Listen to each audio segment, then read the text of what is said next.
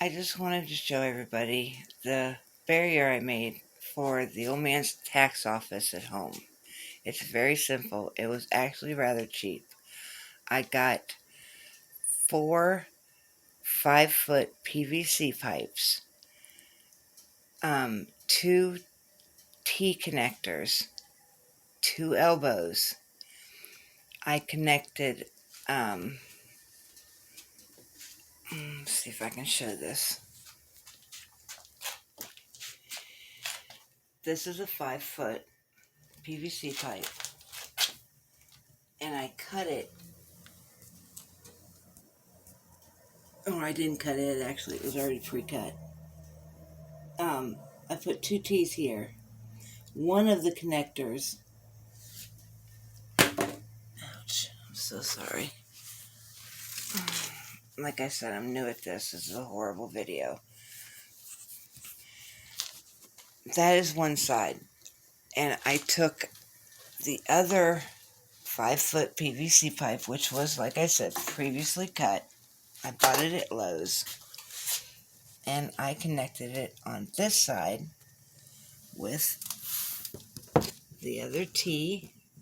I hope you can see that. I can't tell. And then I took 2 elbows, which are these. These are elbows. These are for the girls out there that may not know this and need help. There's another elbow.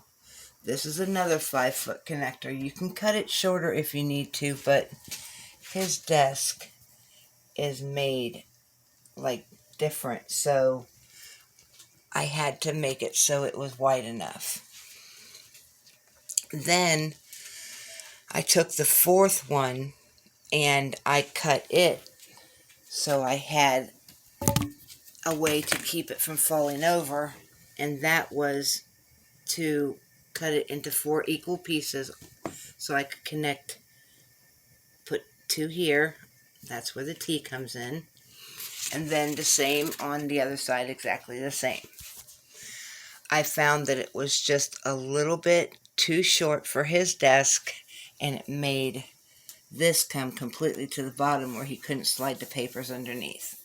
So I took and cut a little bit more, and I added 1 more connector and then put that on there. They were only like about this long. And I went ahead. Now, like I said, this can be cut shorter. This one, as you can see, let me stand back a little here. It bows just a little bit in the middle, but not by much. You know, it's not a big deal, just a little. Took your zip ties, that way you can shorten it, elongate it, however you need to straighten it out. And I drilled little holes in it. I left the plastic on when I drilled it, that way you have less chance of it splitting. As you can see here, a couple of places it split just a little bit, but no big deal. And then I added it to keep it from going and dangling back and forth. I went ahead and did 1 more on this side to hold it over here. That way it doesn't really go back and forth. Now, if you want to make this shorter, of course, like if you have a normal sized desk, you can, but his desk circles around. But if it was to do that, then you can make it shorter, and then you could drill another hole on this side and connect it to this one, and that would make it sturdy. But as you can see, from me standing, I'm standing, it's still good. And if I sit, the chair's over,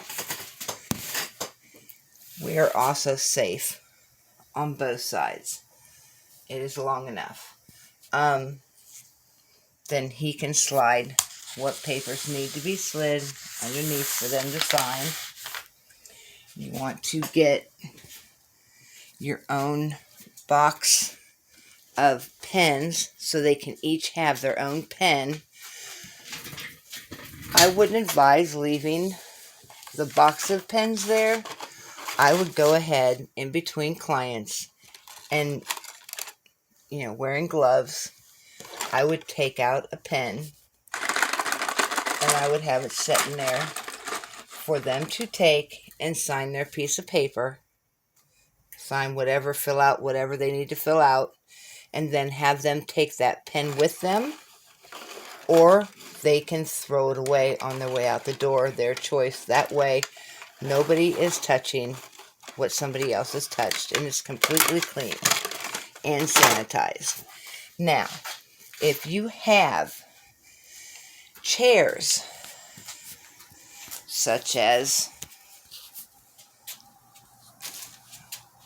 these chairs, which are cloth, okay, they're not like these, which are wipeable. This is plastic. Then get yourself some plastic. Now, if you're working on a really good budget, you can do as I did. I know there's a light switch here somewhere, but he tends to like to hide them. There we go. You can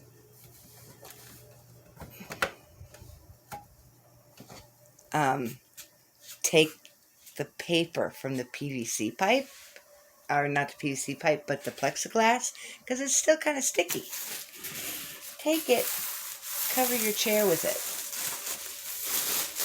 and then you have a wipeable surface for your Lysol to clean. Leave it on there a few minutes because you probably got enough time in between customers. And then you take and you wipe, and now you have a sanitized chair. Only you make sure you get it all. This one has to be oh my goodness. I hope I didn't hurt anybody because I dropped you. Sorry about that. Anyway, make sure that when you're doing it, let's see if I can set my phone up so you can see me all right. See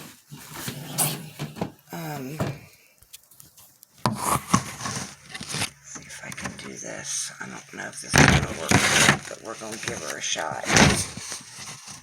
You want to make sure when you are cleaning, even though it's plastic, let's see if I can hear something.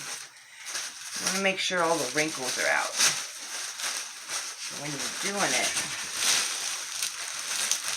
straighten it out. Get it nice and straight. I don't care how you have to do it. You can use clips, you can use whatever. But make sure that you're doing it, because if not, you're doing this. See how you're doing this? Well, you've got folds, and then you're not getting under that fold. So you have to make sure that they are nice and tight. You can use clips. You can use clothespins, potato chip bag clips. You can use double-sided carpet tape. Very sticky, very well. It holds. And if for that matter, if you wanted to, and you're not so much working on a tight budget as we are, you can get yourself a roll of plastic like they do in doctor's offices with those papers, and you can attach yourself a little, you've got the little window rods. Sometimes you have very small ones that go in very small windows, like maybe a camper window and stuff like that. You can attach your rods from one side to the other, put your plastic on there, roll your plastic out, pull your plastic out, cover it up, wipe it down anyway. Then when they leave, you cut that part, you take that plastic, you throw the plastic away, and then you roll new plastic out. Very simple, instead of having to go all out and buy all this new plastic stuff. Like I said, it can be done on a budget. For the PVC pipe, and we already had the zip tie, so I'm not really sure about that, but they were probably only a couple dollars. The PVC pipe, the elbows, the T's, and the little connectors. That's 4 5-foot pipes, 2 elbows, 2 T's, 2 connectors. I honestly am sorry, I do not remember how big they are. Right there is pretty much what there. Okay, there we go. 3/4 inch PVC, and that was good enough. The plexiglass was, I still got it because I used the paper. So the plexiglass was 32 by 44, which is, let me see, I gotta turn it around for you. There you go. Right there, can you see it? Can I get the light a little more? There is the paper off the PVC. I did not cut it at all. It is what it is. So it wasn't too heavy. It was able to be used just fine. As you can see, it's very clear. Let's see if we can... I'm going to set you over here, and I'm going to go on the other side. Ow! And you can see how clear it is. You can see it's almost like, you know, night, and it's like it's not even there. It helps everybody feel safer. It's quick. It's fun. Heck, you could even get the kids in on it and have them help you. You can help people around you. Maybe there's some disabled around you or something that can't quite do what needs done, and they need help, and you can give them the ideas, whatever the case may be. He does taxes. Like I said, you set the pens out so they can sign, take the pens with them. I would definitely, if for some reason they do not wish to take precautions such as wearing a mask while they're here, you're safe on your side. You're fine. And they are pretty safe on their side too, but the extra precaution is always good.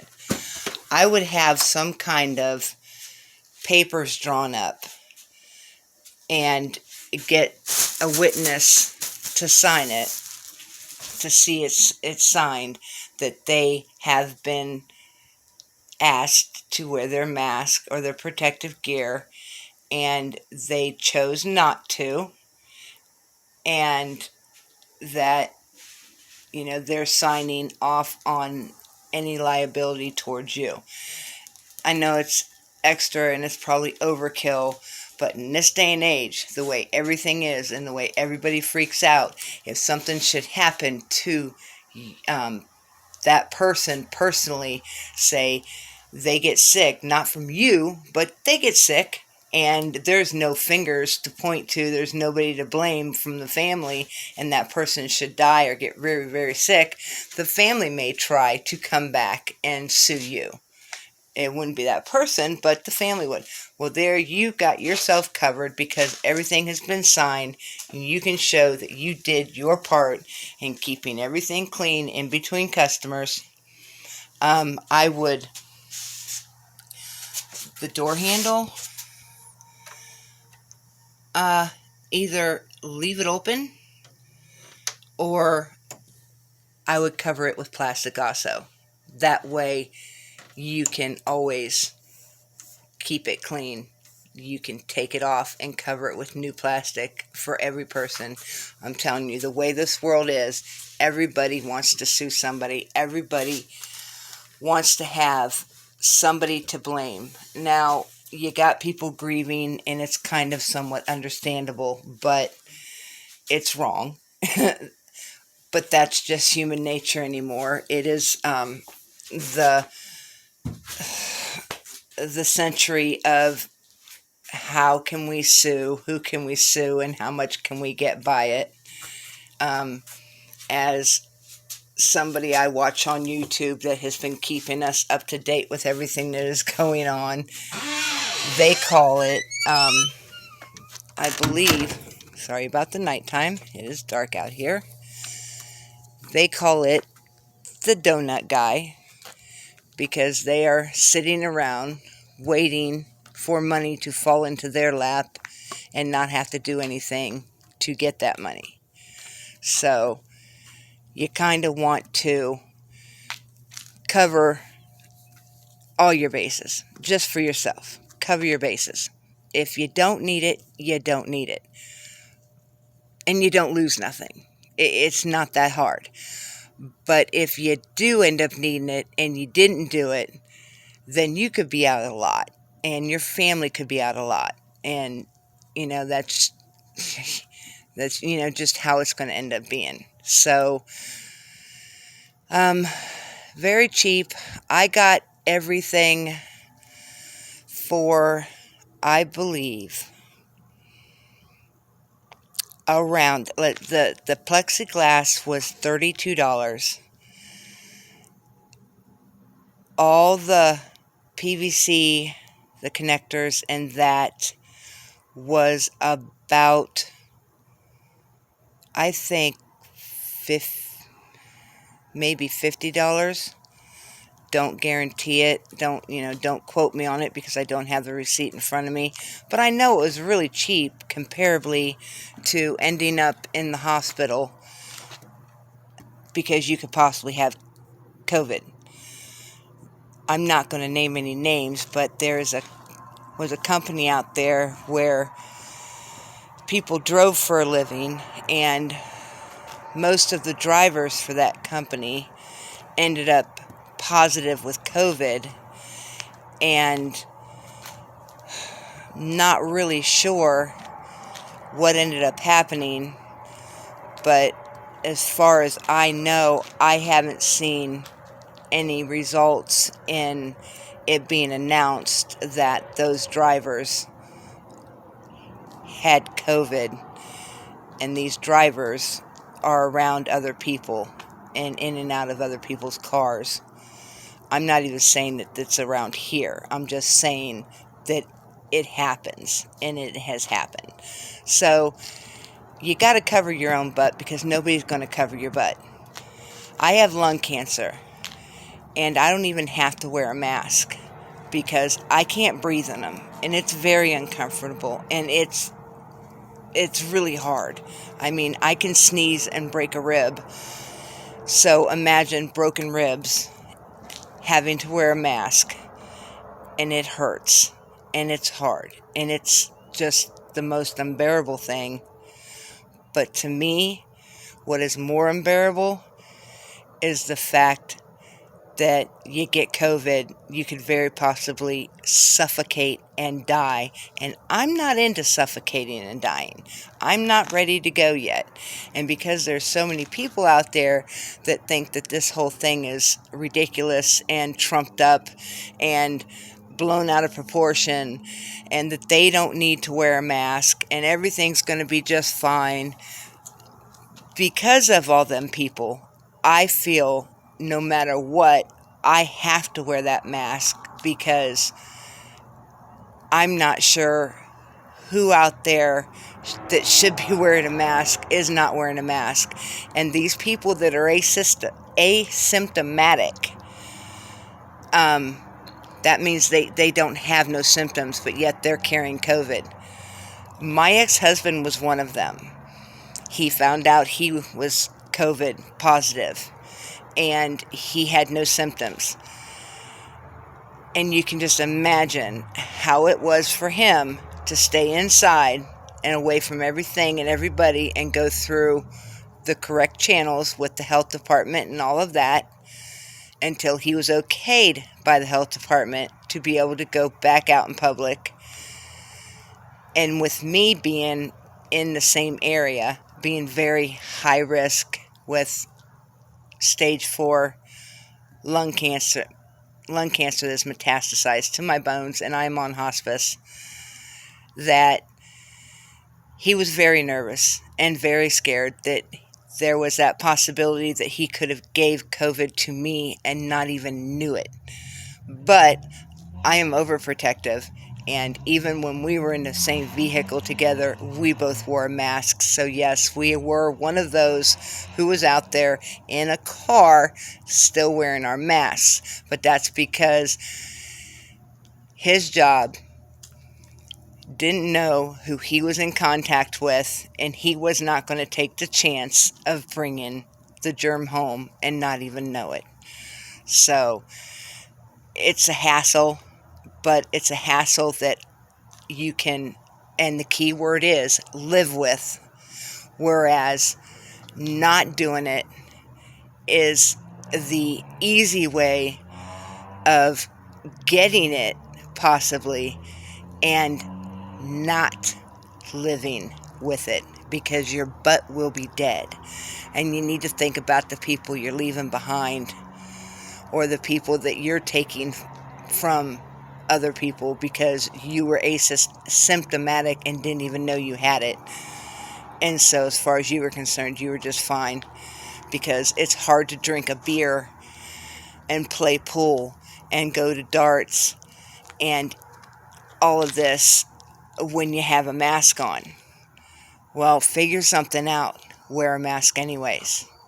I'm making special masks now, and I'm going to have them in the bars and see if people won't buy them. And maybe if you see a special mask for sale in a bar and you can see this video, you can think of me and why it was done. And hopefully it might save a life or two and help someone else feel comfortable about the fact that they can still go out and have fun because they're breathing and they're alive. Anyway, very easy to make. If you have any questions, feel free to message me on my YouTube channel, which you will find. I will make this public, and any and all comments, it's a free world, go ahead. I will block you if you're negative.